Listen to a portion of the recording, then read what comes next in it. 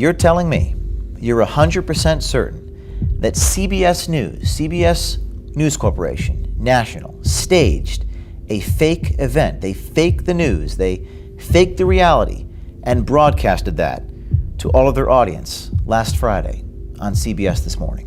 100%, absolutely. And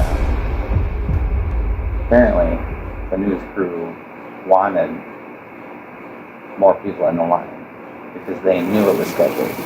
Well, we knew they were coming. We had no clue that we were going to have to, do fake patients. Gotcha. And did she tell you guys, hey, you're not actually getting tested? Yeah. Okay. Yeah, she did. Well, just to make it look busy for the news because they were right there in Washington. Gotcha. That's crazy. Well, I didn't see you guys do the swab at all. I just saw you talking with them. And then I was talking with the other girl. There were a couple of real patients, which made it worse. They probably just wanted it to look busy. It's my guess. I'm James O'Keefe, standing outside CBS News corporate headquarters in Midtown Manhattan in New York City. An insider has come to us from a Grand Rapids Medical Center, and they claim that CBS News created a fake COVID testing line, taking away doctors and medical personnel away from treating patients just to create a fake staged event for CBS News and their national morning show. This is an explosive story involving an insider who recorded things from his colleagues. Check this out. So when this event occurred, where did you work? I worked at Cherry Health. Cherry Health is? It's a medical facility. It's Cherry Health Heart of the City is the full name of it. And when I came into work that day, the news crew was there. I was kind of asking around what happened. And they were just letting me know that there's news there for the testing. What did you see happen that that you're claiming is fake news about this? Well, when I was over there and the line was coming through, a lot of them were just kind of driving up and not really getting tested at all. They were just talking with the testers. So I was asking what's going on with the tests, and then that's when they told me that, majority of the line is from employees at Cherry Health. So, yeah. The people in the line were not people being tested, but they were employees pretending to be patients? Correct, yep. Why would they do that? I think it's a little bit of a benefit for both parties. I do know Cherry Health is struggling a little bit financially. They're a nonprofit, so they get a lot of their money from donors or grants. So it just makes them look productive. And then on the side of the news, they want to make the line appear bigger than it is, just for their reporting purposes, to show that this is a big deal, that people are getting tested in massive numbers. So we do have enough testing kits, but we're really short on gowns. We're also short on N95 masks. We cannot expand further without any additional personal protective equipment. They also can't expand testing because of recent staffing cuts. Cherry Health has laid off about 25% of our staff. Wow. And at a time like this. Exactly. The governor says she may further open the economy region by region if the data shows it's safe. Now, putting Michigan back to work won't make up for the roughly $3 billion the state estimates it'll lose because of the pandemic. It always seems to go back to the testing. Thank you very much. That was Adriana Diaz reporting. So they were almost staging a fake news event. Is that what you're telling me? Correct. Yes. Now, the segment aired on CBS News This Morning with host Gayle King, a nationally distributed broadcast seen by millions of people every morning. King says it's just one of many on COVID testing. Only 6 states have reported more cases than Michigan, but fewer than 2% of its people have been tested for the virus. In our series on the state of coronavirus testing, Adriana Diaz shows how Michigan is trying to improve a system that has failed some of its people. But the governor says testing, above all else, will help determine when to fully reopen.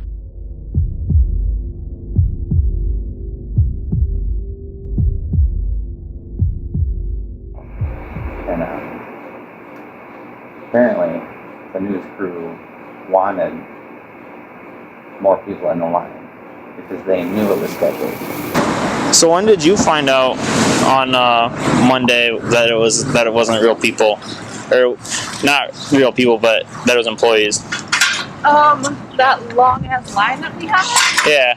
And then when I went to go grab the bag with the test tube in it, that's when they told me, and I was like, figures, because we see the schedule ahead. Oh, so no one told you like in advance? It was just kind of like, happened, like right there. you were just like, why is this line so long?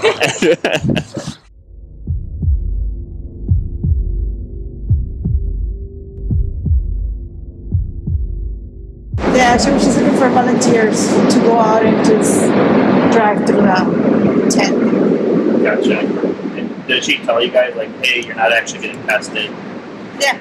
Oh. Yeah, she did. She just was just to make it look busy for the news because they were right there in Tasha. That's crazy. How did you guys feel on Monday, like, what with the cars? I mean, it's just annoying because we could have done other stuff, you know. Right. But smile and nod.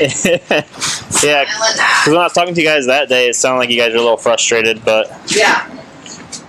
And no one told, like, prepped you guys ahead of time. Well, we knew they were coming. We had no clue that we were gonna have to like do fake patients.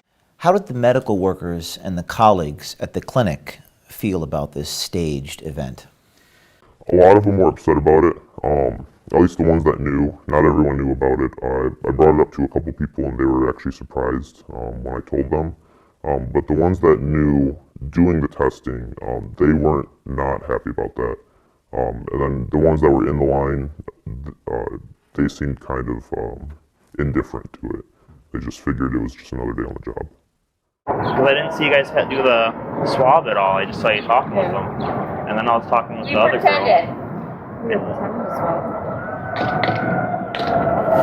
There were a couple real patients, which made it worse. Because then they had to wait longer. Yeah. It was just confusing and like chaos.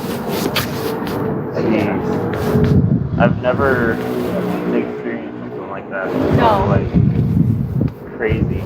Do you think she did it on her own?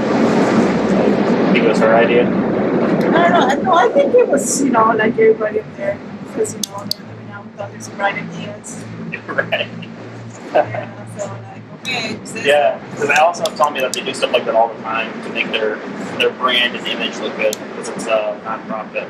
Yeah, because it's like I seen Tasha on the news already. And then she told us when she came, she goes, oh, the news are going to be here, make sure, they get tested. And she told us, like, what to tell them if they weren't a mask, to make sure, ask them question by question, and they didn't have a mask, to give them a mask. Okay. I was talking with Maria, and she was telling me that it was Glenda Walker and Jody that were going around asking the screeners for volunteers. Oh, really? To come into the line. Yeah, they probably just wanted it to look busy.